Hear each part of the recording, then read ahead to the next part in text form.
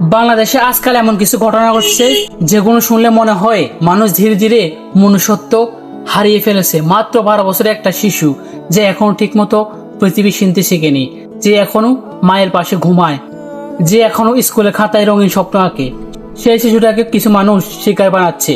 তাহলে আজ আপনাদের একটি বাস্তব গল্প শোনাবো, যেটা বাংলাদেশে অহরহ হচ্ছে। একটা ছোট মেয়ে ছিল, বয়স মাত্র 12, গরিব পরিবারের সন্তান। তার বাবা দিনমজুর, মা মানুষের বাসায় কাজ করত। অভাব ছিল কিন্তু ভালোবাসার কমতি ছিল না। মেয়েটা খুব হাসিমুখী ছিল, প্রতিদিন সকালে স্কুলে যেত, বাড়ি ফিরে ছোট ভাইকে পড়াতো। মা ক্লান্ত হয়ে ঘরে ফিরে পানি এনে দিত। ছোট একটা মেয়ে, কিন্তু দায়িত্ব ছিল অনেক বড়। সেদিন অন্য দিনের মতো সকাল হয়েছিল। মা কাজে যাওয়ার আগে মেয়েটার কপালে চুমু খেয়ে বলছিল, দুপুরে দরজা লাগিয়ে রাখিস মা। মেয়েটা হেসে বলছিল, আচ্ছা মা। কিন্তু সে আচ্ছা মা কথাটা ছিল তার মায়ের সাথে শেষ স্বাভাবিক কথা। দুপুর গড়িয়ে বিকেল হলো, মা বাসায় ফিরে দেখে দরজা আধা খোলা, ঘরের ভিতরে অদ্ভুত নীরবতা। মা ডাক দিল, মা কোথায় রে তুই? কোনো উত্তর নেই। তারপর একটা মায়ের জীবন যেটা কখনো দেখার উচিত ছিল না, সেটাই দেখতে হলো। তার 12 বছরের মেয়েটা নিথর হয়ে পড়ে আছে। মায়ের চিৎকারে পুরো এলাকা কেঁপে উঠলো।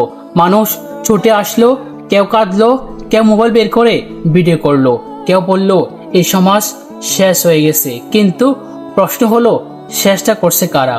শুধু সে অপরাধী না, আমরাও দায়ী। কারণ আমরা ধীরে ধীরে এমন এক সমাজ বানিয়েছি যেখানে শিশুরা নিরাপদ না। আজ মানুষ সন্তানকে মোবাইল দিতে শেখে, কিন্তু নিরাপত্তার শিক্ষা কেউ দেয় না।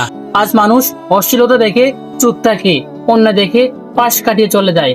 অপরাধীর বিচার না হলে দুদিন পর সব ভুলে যায়, আর তখনই অপরাধীরা সাহস পায়।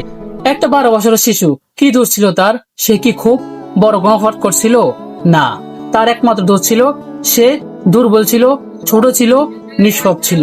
মনে রাখবেন, একটা শিশু যখন নির্যাতনের শিকার হয়, তখন শুধু একটা পরিবার না, পুরো সমাজ ব্যর্থ হয়। আর যে মায়ের ঘরে হাসির শব্দ নেই, খাওয়ার টেবিলে একটা প্লেট কমে গেছে, স্কুল ব্যাগটা ঘরের কোণে পড়ে আছে, খাতার ভিতরে এখনো লেখা আছে, আমার স্বপ্ন আমি বড় হয়ে শিক্ষক হব। কিন্তু সে স্বপ্ন আর পূরণ হলো না, কারণ কিছু মানুষ নিজেদের পশুর চেয়েও নিচে নামিয়ে ফেলেছে।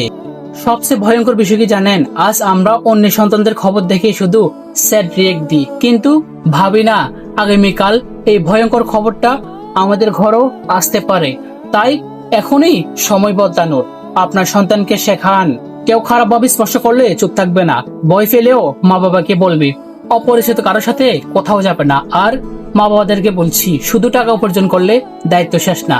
সন্তানদের মন বুঝুন, তার আচরণ লক্ষ্য করুন, বন্ধুর মতো পাশে থাকুন। আর সমাজের মানুষদের বলছি, একটা শিশু বিপদে পড়লে ভিডিও না করে সাহায্য করুন।